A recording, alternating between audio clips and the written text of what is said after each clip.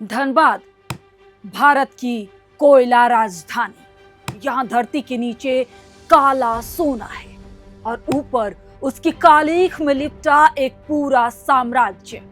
एक ऐसा साम्राज्य जहां कानून सिर्फ एक किताब है, सत्ता एक हथियार और कोयला खून से भी ज्यादा कीमती।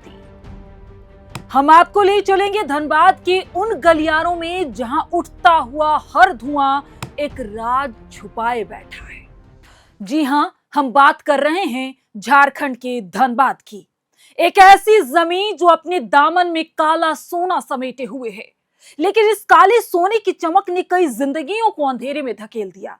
धनबाद, जिसे भारत की कोयला राजधानी कहा जाता है, दशकों से उन कहानियों का गवाह रहा है जहां कानून और व्यवस्था बस कागजों तक सिमट कर रह गई है।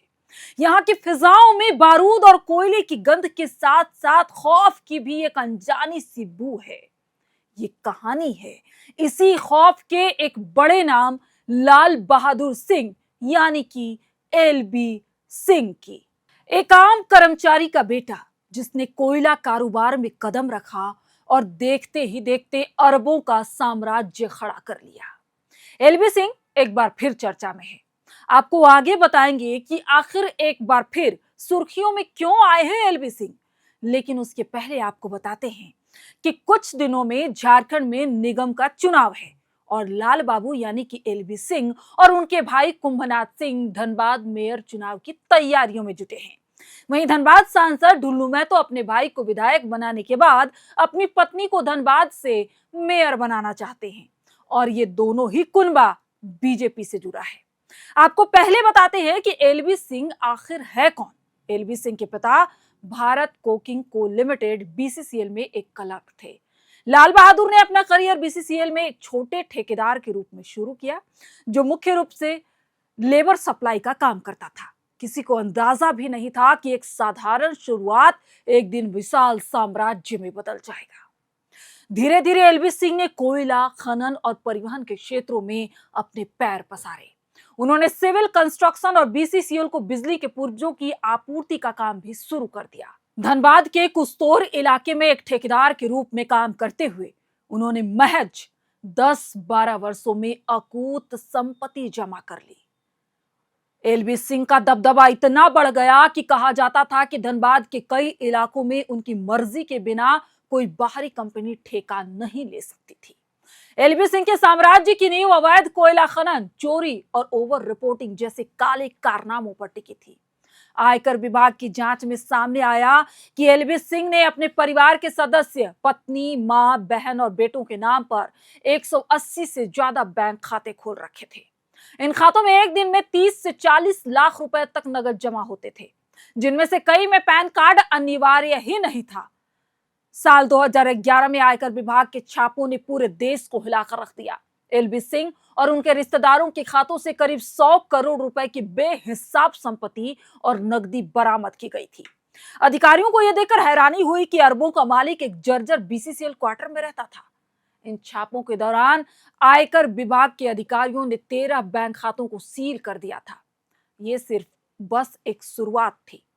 धनबाद में कोयला कारोबार हमेशा से रक्त रंजित रहा है। यहाँ सिंह मेंसन और रघुकुल जैसे बाहुबलियों के बीच वर्चस्व की लड़ाई जग जाहिर है।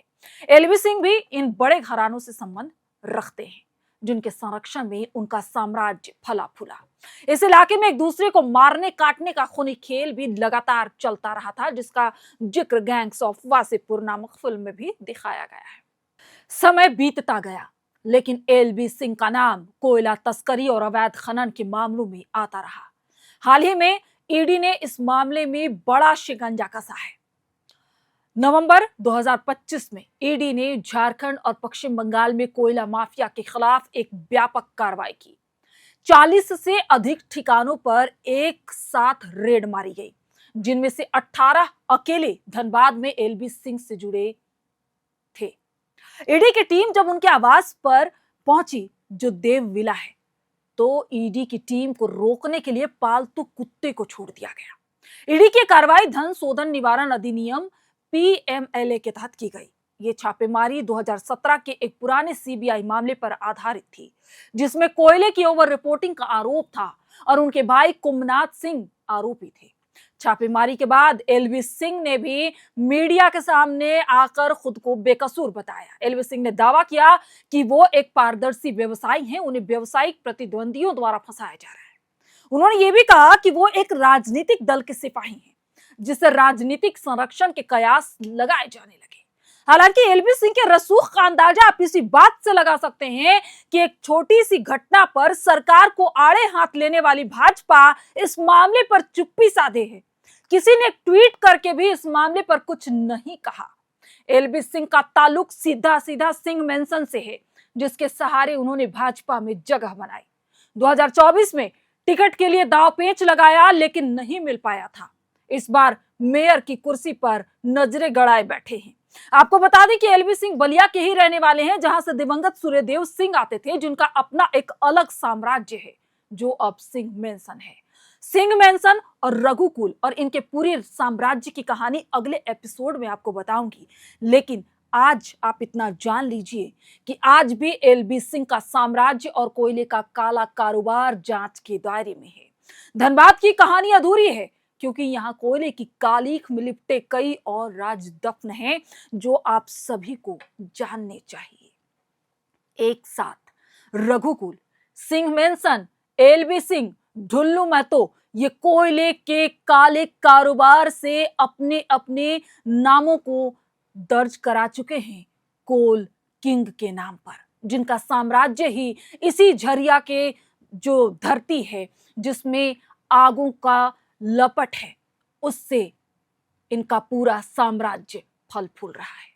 इसकी पूरी कहानी अगले एपिसोड में लेकर आऊंगी और परत दर परत आपको बताऊंगी कि आखिर ये काले कोयले का कारोबार जो हीरा है, उसे इन लोगों ने कैसे अपना साम्राज्य खड़ा किया और कैसे उस साम्राज्य से, काले कारोबार के साम्राज्य से सत्ता तक पहुंचे और सत्ता की कुर्सी हासिल की। आज का हमारा ये एपिसोड आप सभी को कैसा लगा बताइएगा जरूर, और आप सभी को ये जानना भी चाहिए।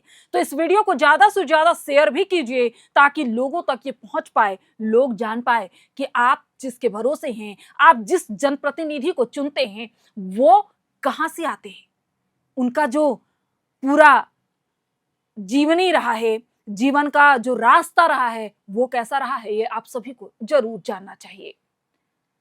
आप एयर नाउ को सब्सक्राइब कीजिए, जहां इस तरह की तमाम खबरें आपको देखने और सुनने को मिलेंगी। आप सभी का बहुत बहुत शुक्रिया।